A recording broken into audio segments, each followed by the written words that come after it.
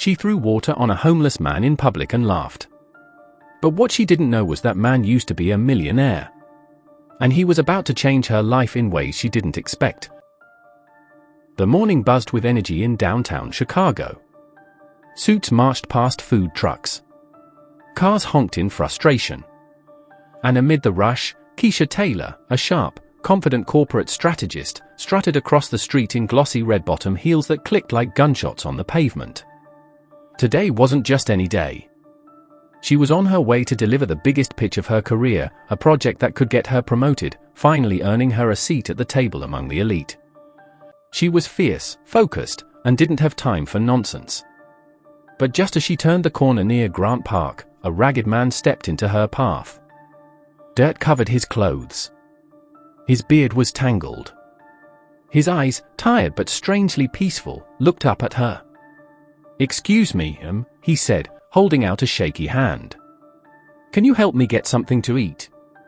Keisha halted. Her eyes scanned him from head to toe with a look of pure disgust. "You've got to be kidding me," she muttered loud enough for everyone around to hear. A few passers-by turned to watch. "Do I look like a soup kitchen?" she scoffed. "This is why people stay broke, no hustle, just begging." The old man didn't move. He just stood there quietly, holding his ground, saying nothing. Keisha rolled her eyes. Then she noticed something, a nearly empty water jug sitting beside a food vendor. Without a second thought, she marched over, grabbed it, and stormed back toward the old man. "You want something? Here. Take this." Splash! Ice-cold water drenched the man's face and chest. He gasped, his hands shielding his face. The crowd around them gasped too. Phones came out. Cameras clicked. A woman screamed, "Oh my God!" Keisha laughed. "You should thank me," she said, brushing her slute sleeve. "Now you're clean enough to apply for a job." The old man wiped his face slowly, breathing heavily, but he still didn't say a word. He just looked up at her, not in anger. Not in fear. But with the kind of quiet that makes you feel small without saying a single thing.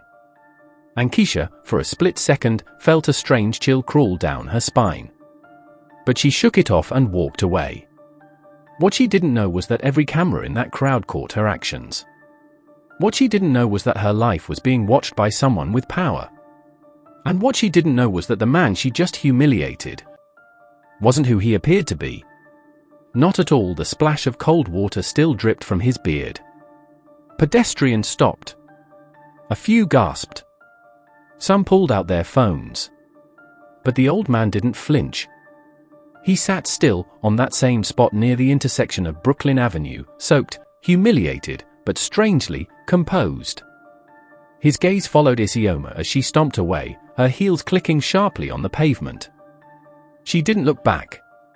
She didn't care. But he remembered everything. The old man was known by the street kids as Papa Chike, just another homeless man with a beard, a worn coat, and kind eyes. Most assumed he was mentally ill. Some gave him food.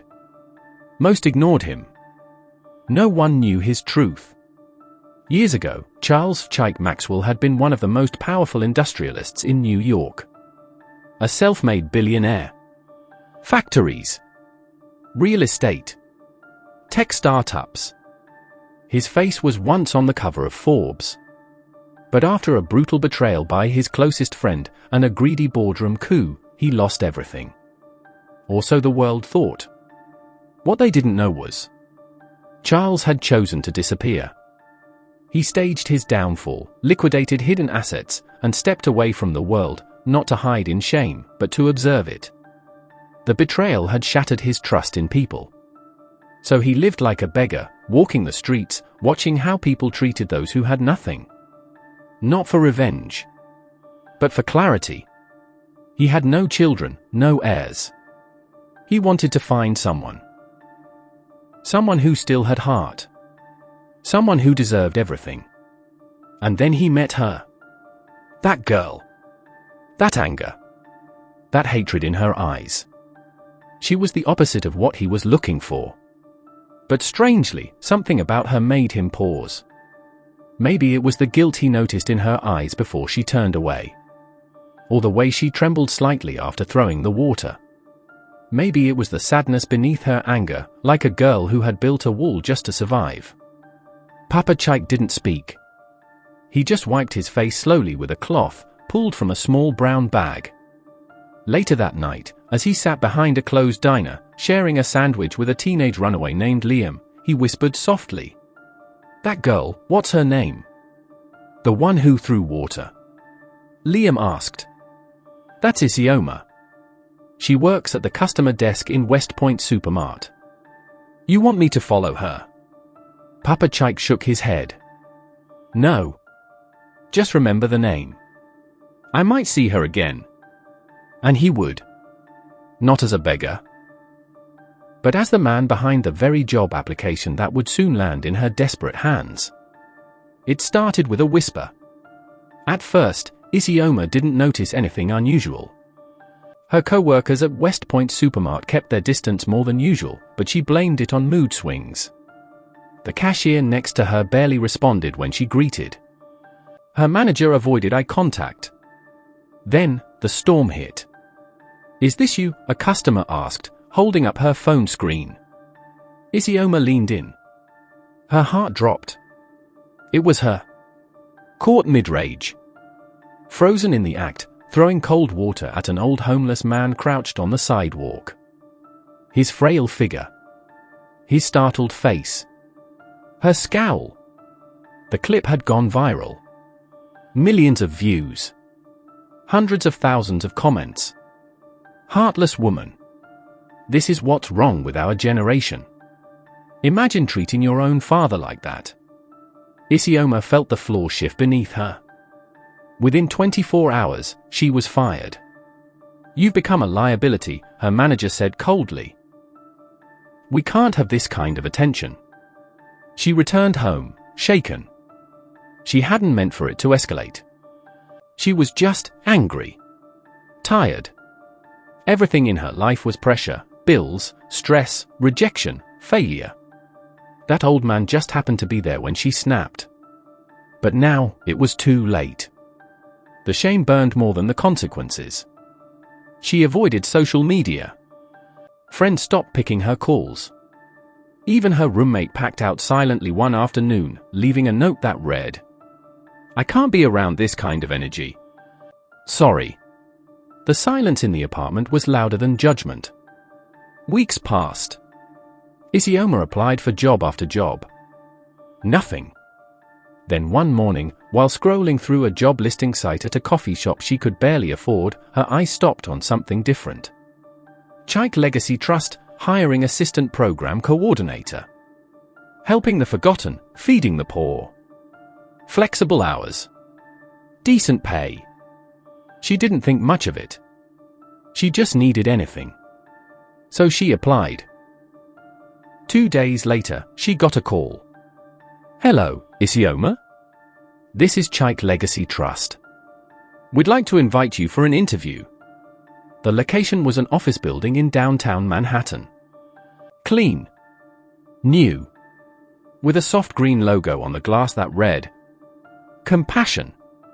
Legacy. Humanity." She waited in the reception area, nerves coiling in her stomach. "Miss Isioma," the secretary called. She stood, adjusted her cheap shirt, and walked into the interview room. And there, sitting across the table, in a sharp navy suit, was the homeless man.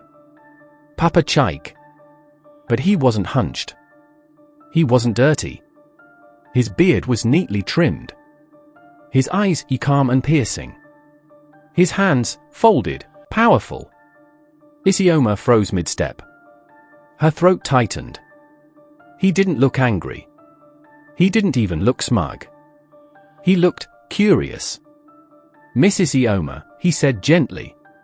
"Please. Have a seat." She couldn't speak. Could barely move. Her knees trembled. He leaned forward, his voice low and clear. "Let me tell you a story about a girl." And a man she thought was nothing. Isioma sat frozen in her chair. She couldn't blink. Couldn't breathe. This was the man she drenched with water in front of dozens of strangers, now sitting before her in a polished suit, head held high, surrounded by a foundation that bore his name. I used to be a CEO, Papa Chaik began. Owned factories. Traveled the world. Had more than enough to last generations. But betrayal is a strange kind of death. His voice was low, steady. My company was stolen from me by people I trusted. Family, even. After I lost everything, I chose to disappear, to see the world from the other side. To feel what it's like to be invisible. Isioma's eyes welled with tears. She wanted to speak, to apologize, but shame glued her lips shut. Papa Chaik continued. I saw how people treat the poor. The discarded. The ones with no power. Some looked at me with pity. Others with disgust. But you, he looked directly into her eyes. You didn't even see me as human. She dropped her gaze, lips trembling. I'm sorry, she whispered.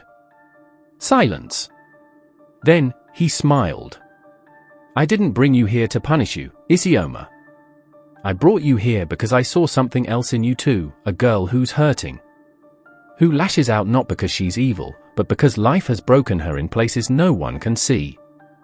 Her breath hitched. No one had ever spoken about her pain like that. Not with understanding. Not with grace. So here's what I'm offering, he said. One chance. One test. She looked up slowly. Run our charity feeding program. The same streets. The same people. Feed them. Care for them. Listen to them. And maybe you'll start to become the person you were meant to be. Her eyes widened. If you say no, he added, you may leave now. But if you say yes, you begin tomorrow morning. 5 a.m. sharp. The following months were hard. Waking up before sunrise. Cooking in massive pots. Handing out food to men and women who looked just like the man she once disrespected. At first, the work was humiliating. Her pride fought back. But day by day, the walls cracked.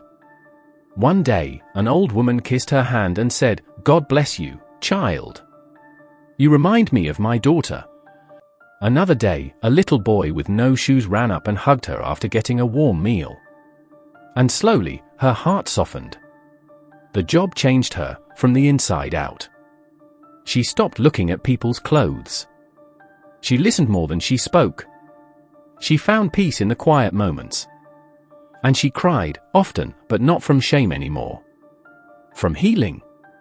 6 months later, she was called back to the office. Papa Chaik stood by the window, watching the city skyline. You did well, he said without turning around. Better than I expected.